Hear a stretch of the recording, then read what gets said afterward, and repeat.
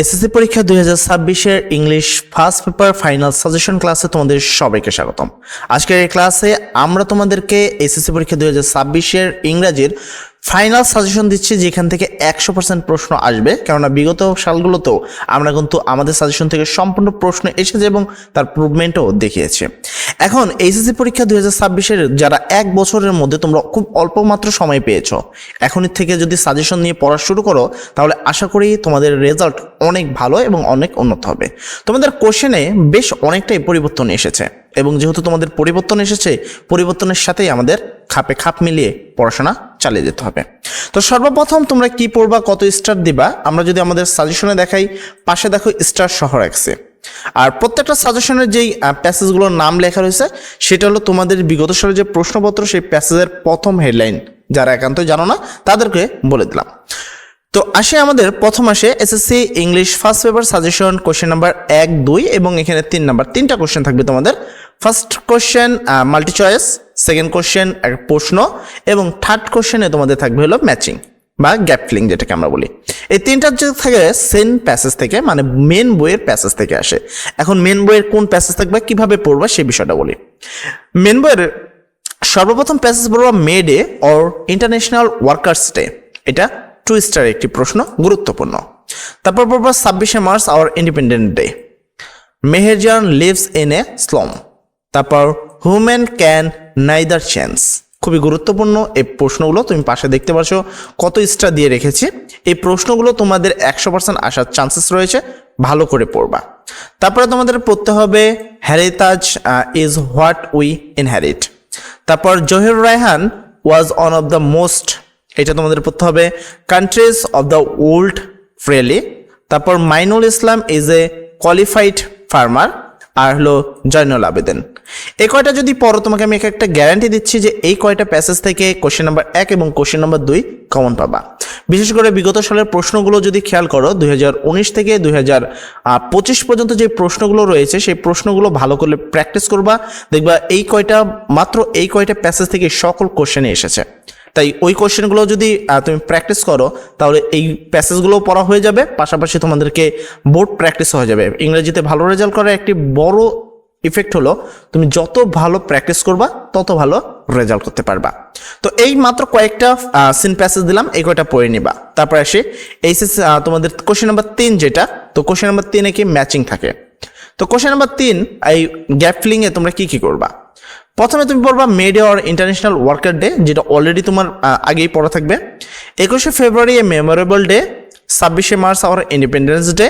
খুবই গুরুত্বপূর্ণ এগুলো, কিন্তু তোমাদের জন্য খুবই গুরুত্বপূর্ণ, তোমাদেরকে এগুলো খুব ভালো করে পড়তে হবে। তারপর পড়তে হবে today there are many jobs, Meherjan lives in slum, air pollution comes as human beings.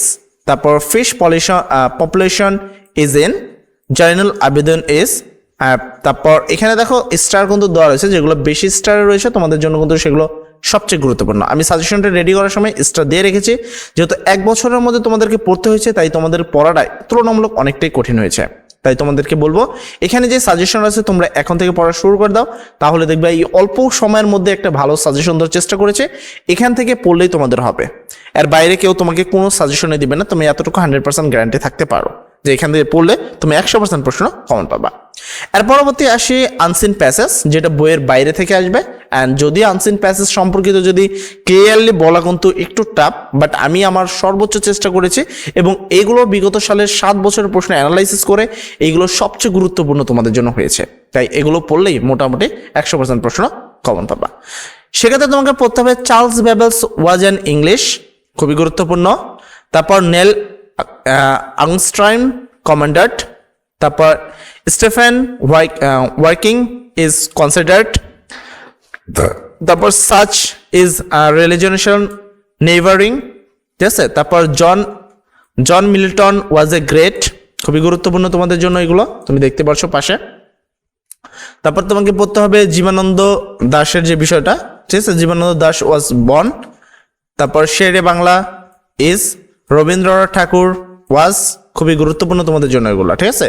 The great man were born is different, খুবই গুরুত্বপূর্ণ তোমাদের জন্য। এর পরবর্তী তোমাকে পড়তে হবে হুমায়ুন আহমেদ ওয়াজ। তারপর হলো আব্দুল কাশেম ফজলুল হক ওয়াজ ব্রন, আব্রাহাম লিঙ্কন ওয়াজ ব্রন।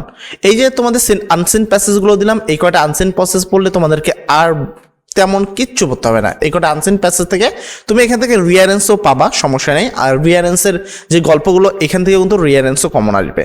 তাই এই কয়টা গল্প যদি আনসিন প্যাসেজগুলো পড়ে নাও, আনসিন প্যাসেজগুলো কোথায় পাবা? বিগত সালের প্রশ্ন অথবা তোমাদের যে কোনো মডেলের যে 3 নাম্বার এবং 4 নাম্বার যে কোশ্চেন, 4 নাম্বার 5 নাম্বার কোশ্চেনটা আছে, সেখানে তুমি এটা ইজিলি পেয়ে যাবা। ঠিক আছে, এর পরবর্তী চলে যাবো আমরা তোমাদের রিয়ারেন্সে। যেমনটা আমি বললাম, রিয়ারেন্সের জন্য আমরা ক্লিয়ারলি আবারও দিয়ে দিচ্ছি। পাশাপাশি তোমাদেরকে রিয়ারেন্সের জন্য বলবো 2025, তারপর 24, 18, সহজ বাংলা যদি বলি 2015 টু 2025 সালে যতগুলো প্রশ্ন এসেছে রিয়ারেন্সের জন্য বা বিগত সালে যে প্রশ্নগুলো বোর্ডে এসেছে, সেগুলো যত ভালো প্র্যাকটিস করবা তত বেশি পরিমাণ মার্ক পাবে ইনশাল্লাহ। ঠিক আছে, এবার আসি রিয়ারেন্সের জন্য নির্দিষ্ট কি গল্পগুলো তোমাদের পড়তে হবে।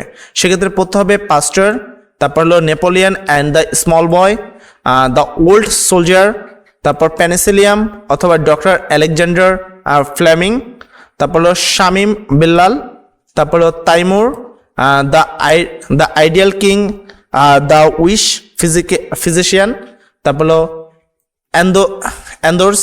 অ্যান্ডোস্কেল, the dog and two crows, Sher-e Bangla A K Fazlul Haque, Mount Everest, তারপর সক্রেটস।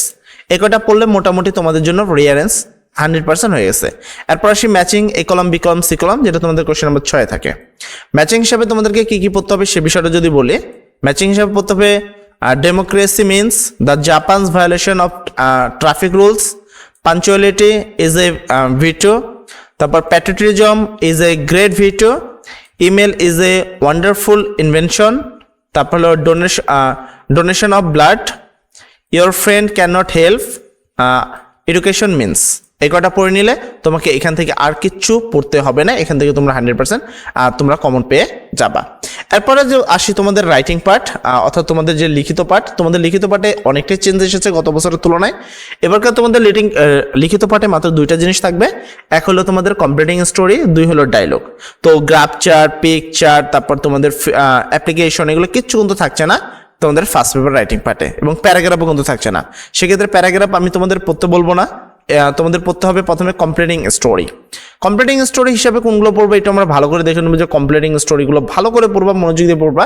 কমপ্লিটিং স্টোরি অনেকে কি আউল ফাউল কোথা থেকে কোথায় কি তুলে নিয়ে আসে লিখে দেয়। এবং তোমাদের আমি বলে দিই যে এসএসসি পরীক্ষা 2025-এ কিন্তু 15 বছরে সর্বোচ্চ খারাপ রেজাল্ট এসএসসি পরীক্ষা 2025 করেছে।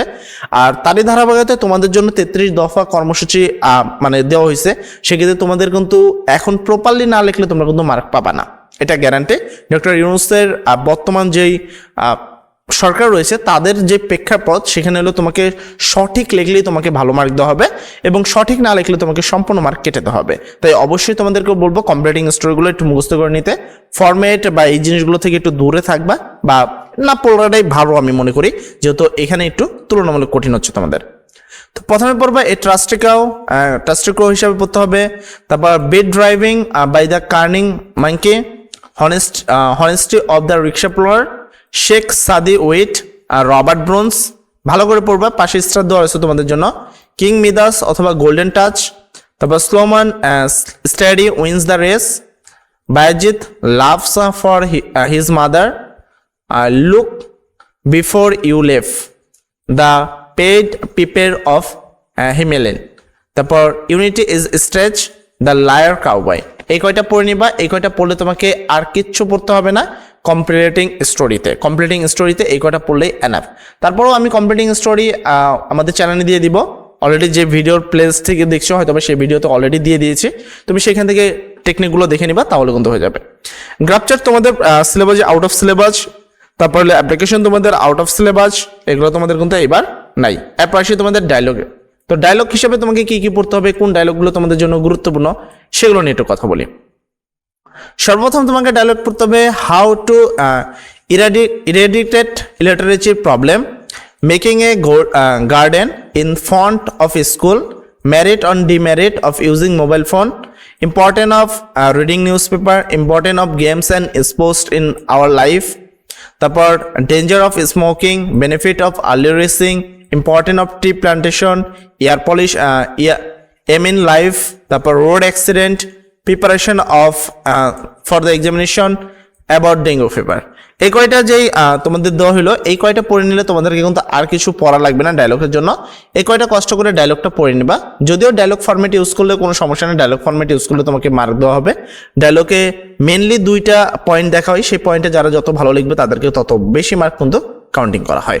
তাই অবশ্যই তোমাদের সবাইকে বলবো এই বিষয়গুলো বা যেই সাজেশনগুলো তোমাদেরকে দিচ্ছি এখন থেকে সাজেশনগুলো পড়তে শুরু করে দাও, না হলে পরীক্ষার আগের দিনও আমি সেম সাজেশনে কিন্তু তোমাদের দিব।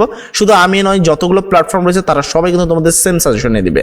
তো পরীক্ষার আগের দিন সাজেশন পেলে তুমি এত কিছু পড়তে পারবে না, উল্টা তখন আরো অবস্থা খুব খারাপ হয়ে যাবে। এখন থেকে যদি পড়াশোনাটা শুরু করো তাহলে আশা করি একটা ভালো রেজাল্ট তোমাদেরকে আমি গিফট করতে পারবো। সবাই ভালো থাকবা, সবার জন্য দোয়া করি।